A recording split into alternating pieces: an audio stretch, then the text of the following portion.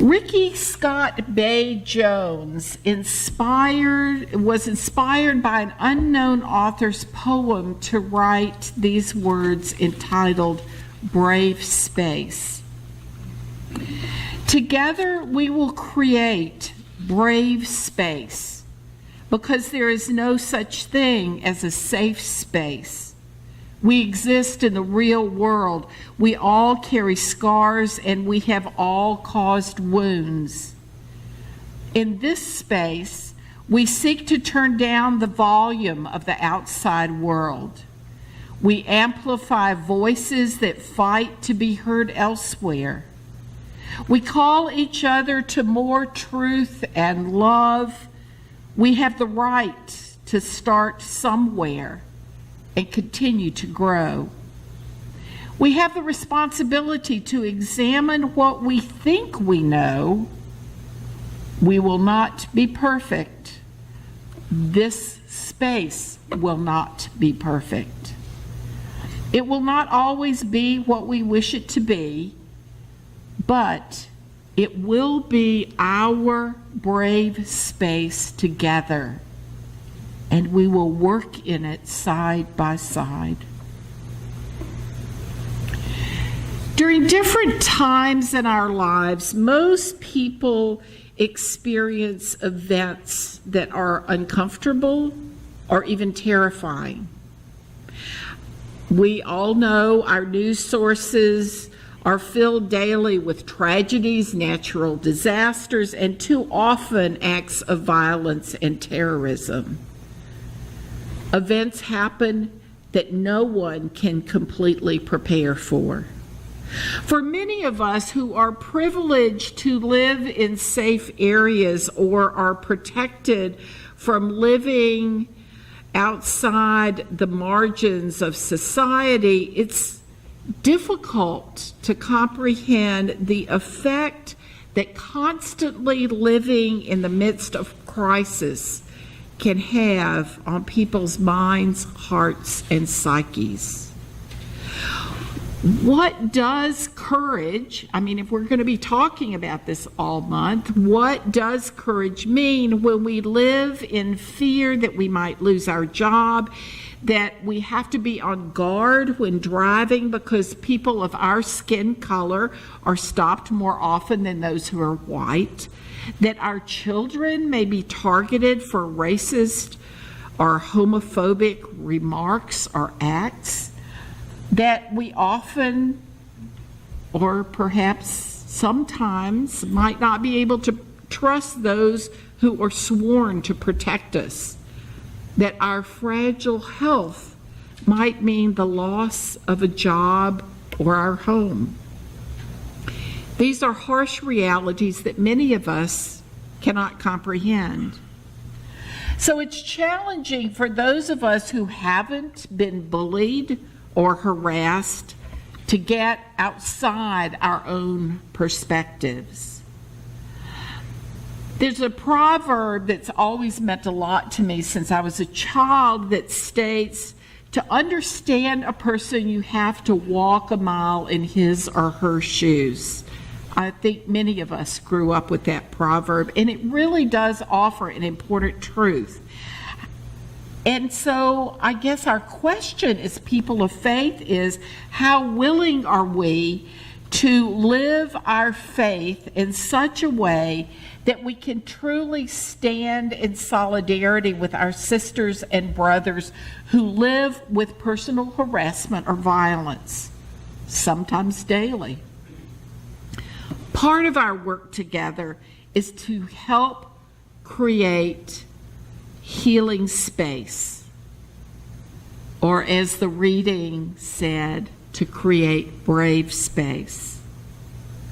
Perhaps for some of us, this may not feel like safe space, not yet. But as we individually begin to release our judgments of people's differences and seek to walk compassionately with others, as we create understanding of how to create a brave space where each of us can thrive, then together we can create brave spaces for people who experience oppression and prejudice. So how can we create spaces where individuals, wherever they are in their journey toward wholeness, where can we create space for individuals to find healing for their wounds and where they can be brave in stepping into a diverse community? So one idea is that part of creating brave and healing spaces might mean that we all sit in here together, or it might mean that some of us need to be in a smaller, quieter space. Finding a place of healing in our community might mean being part of a group who share our experiences of prejudice or racism or homophobia. Sometimes time away from the whole group helps us later come back into our community within our whole community, with a much more caring, sensitivity, and compassion for each other. In a sense, we're already creating those smaller spaces. When folks prefer not to be in the space for our service, for many personal reasons, from they don't want to cough through the entire service, or they want their children with them and the kids are wiggly, or they don't want to be in a place just with so many people. So those folks choose to be in the social hall during the service. Finding places where we feel safe and brave happens when one of our covenant groups prefers to be all women, or when another group chooses to be all men, or when people choose to be in an LGBTQIA group. There's so many letters now that I almost can't say it in one breath, but I want to honor people's identities. Being the mother of a child on the autism spectrum myself helps me understand a person's need for space in a much deeper way. Experiences of sharing our individual life events in smaller groups often helps us find the brave space to be more open, both within our larger community and in our lives outside this fellowship. We are all enriched by our lives apart and our coming together. Being a diverse community includes helping us find varied ways to engage within our community.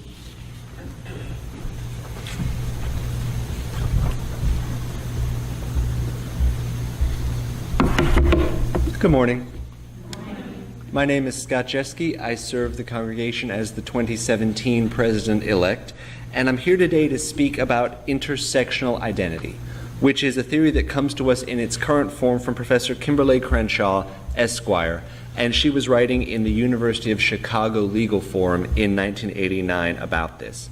Intersectionality describes how the different parts of our identity combine to create an overall experience that is unique from the challenges faced by any one group to which we belong.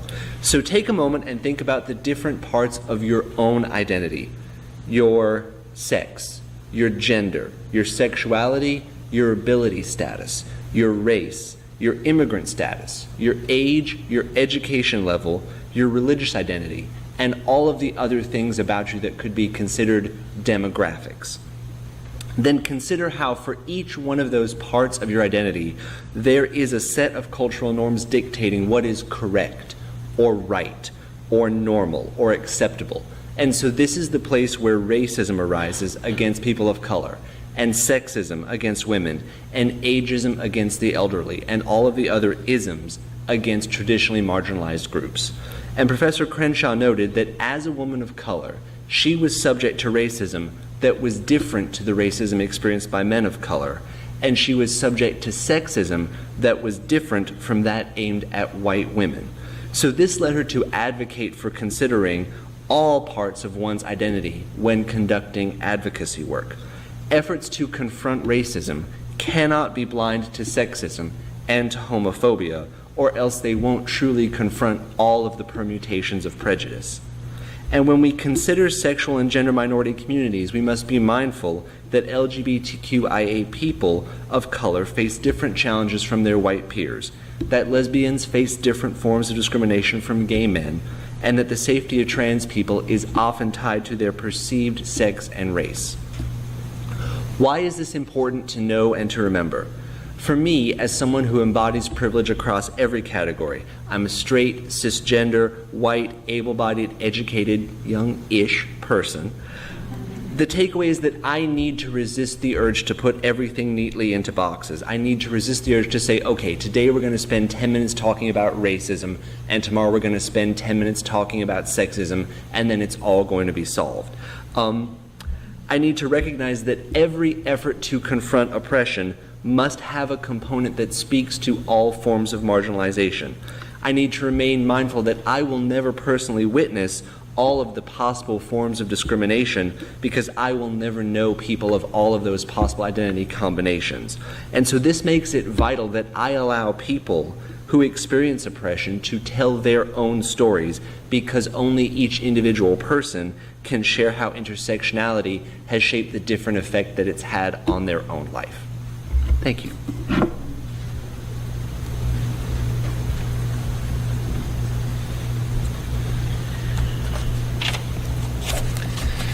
Good morning.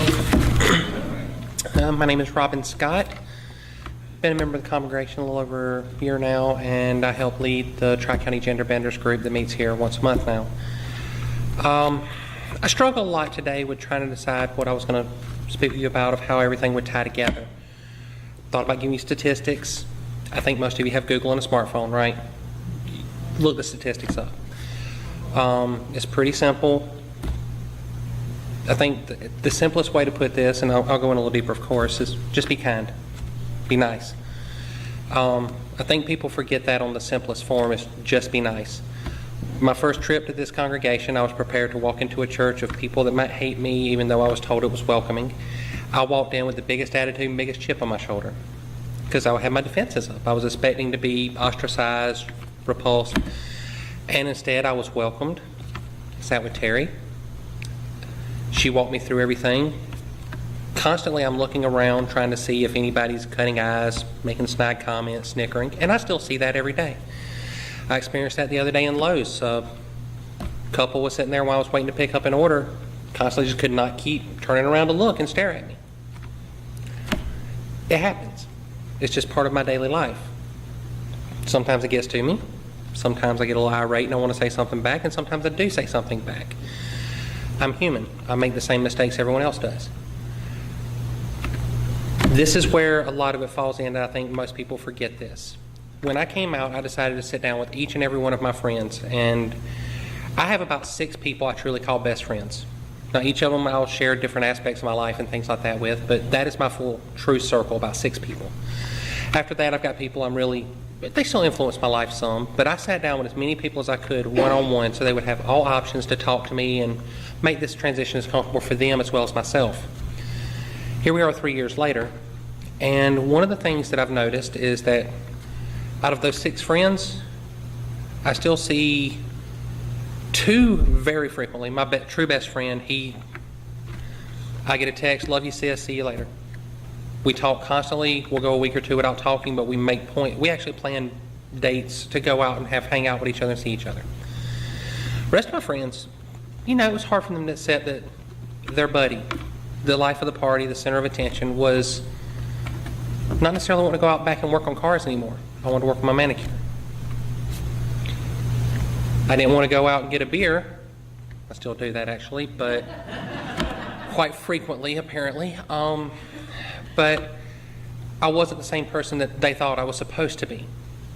What they were missing was that I'm still the same person, but so much of the life that I had missed is now incorporated into that same person. I'm now getting to live the life that I had missed for 37 years. I'm getting to be that person. I'm getting to have girlfriend days and go to get pedicures and go shopping and have these moments that for my entire life were missing. And for them, that's a whole different aspect. I will still sit down and watch sports and drink beer and have a blast and go help them work on cars and fix up stuff and do these things. But it's not a 24/7 thing like it used to be. So for them, I've changed. And they're right. To some degree, I have changed. It's not the fact that I'm a different person. I'm an additional person. I guess is probably the easiest way to say it. And for them, they don't realize it, but I notice when I stop by and catch up with old friends, the conversations are a lot shorter. The respect, hey, how you doing? Hey, how you been? Instead of it being a 3-hour conversation amongst friends about how great we are, it's now, hey, and then they're back to doing what they're doing. I'm now the acquaintance. I'm no longer the friend. And these are things that I think a lot of people don't realize they've done. I'm not mad at anybody. I run around a different circle of people now too at the same time. But that's something I think a lot of us as humans need to think about and remember. When one of our friends decides, I mean, granted, I'm not coming out saying, hi, surprise, I'm black. That's not happening. We're acceptant of that completely. So when someone does come out, it takes a minute to process. We understand. It took us a while to process it. But whenever one of your friends is telling you what's going on, here's problems in my life, listen. If you want to be helpful, ask. Ask that friend. If you have a friend that's a person of color, you want to get involved helping fight for rights, ask them, what are some of the best ways I can help? What can I do to support the community? Sometimes it's as simple as just sit back, listen. Sometimes it's really listen. There's a lot of controversy around the election. A lot more people are starting to see it. People had their legit reasons for voting for him, so be it, that's your business. But now people are starting to see a lot more reasons why people were terrified. And I think if we all just sat down and listened to each other and helped each other learn a little more, everything's just going to be better. I think it's that simple. Thank you, guys. Thank you.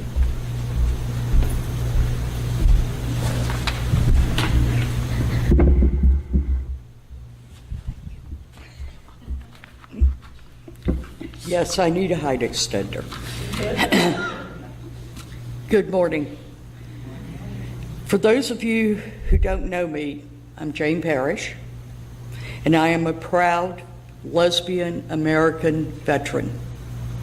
I've been asked to speak to you today about the upcoming Upstate Pride March and Festival.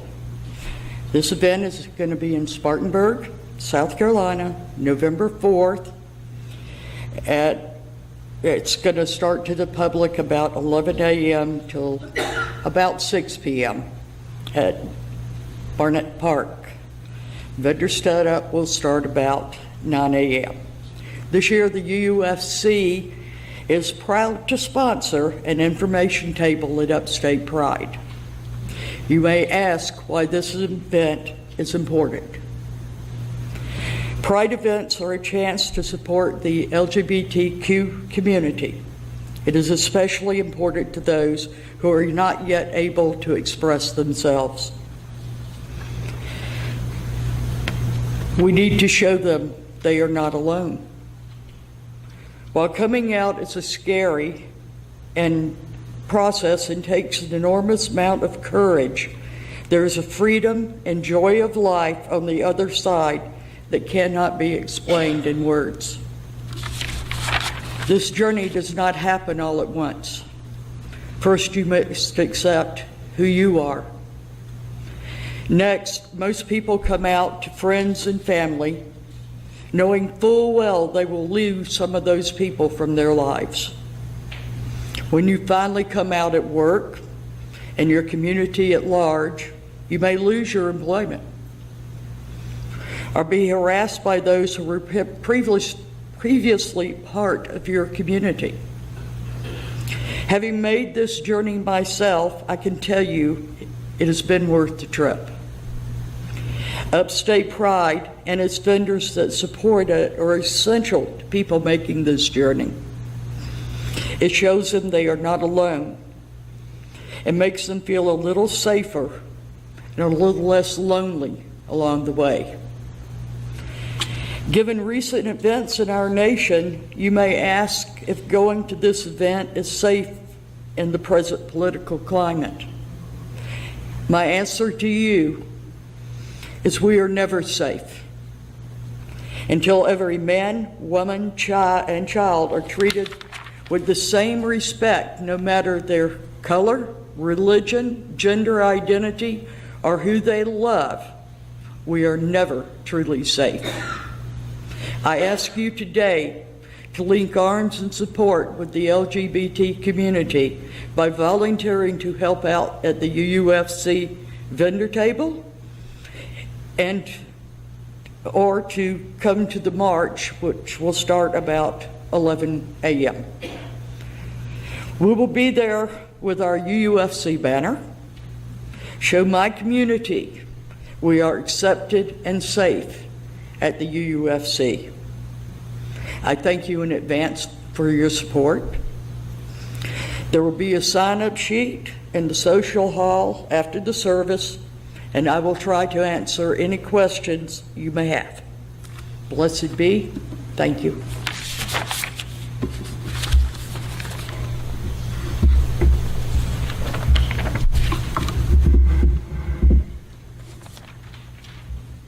Our focus this year that many people have been asking for is social action. What are we going to do to really manifest our faith in this community and the world? And so this is another service where we're looking at, okay, this isn't about people out there or just actions, but it's also about how do we create an environment in ourselves and in our community where we can live more fully. So I want to end with the reading that we started the section of the service out with, because I think it says some important things about who we want to be. Together we will create brave space, because there is no such thing as a safe space. We exist in the real world. We all carry scars and we have all caused wounds.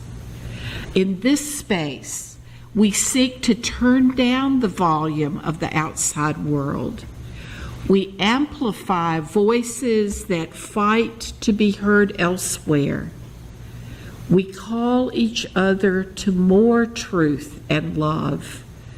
We have the right to start somewhere and to continue to grow. We have the responsibility to examine what we think we know. We will not be perfect. This space will not be perfect. It will not always be what we wish it to be, but it will be our brave space together, and we will work in it side by side.